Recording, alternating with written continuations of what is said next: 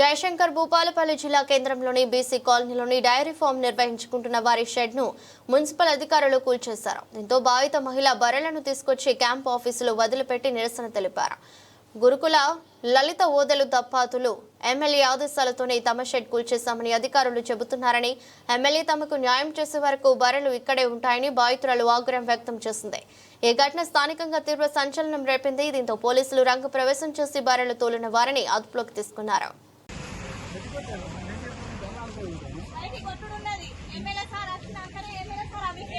ఏడగట్టేసిన చెప్తే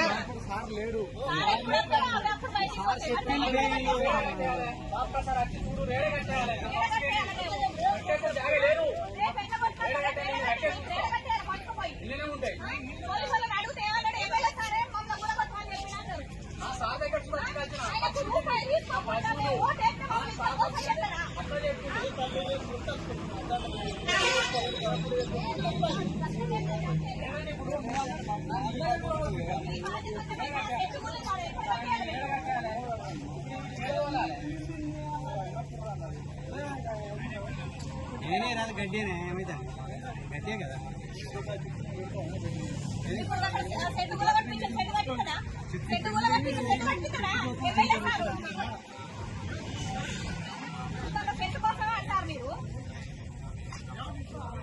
చెట్లు పెంచలేరు కానీ పక్క ఎమ్మెల్యే సారు మాకు ఈ చెట్టు మొత్తం లేకుండా కూలగొట్టురని మున్సిపల్ ఆఫీసు కమిషనర్ కు చెప్పిండట. మా ముందు ఏం చెప్పిండు, ఆయన ఏదో ఒకటి చూడు అక్కడికి పోయి మాట్లాడు అని కమిషనర్ సార్ మా ముందట మాట్లాడు అని కమిషనర్ సార్ తోటి ఫోన్ మాట్లాడిండట.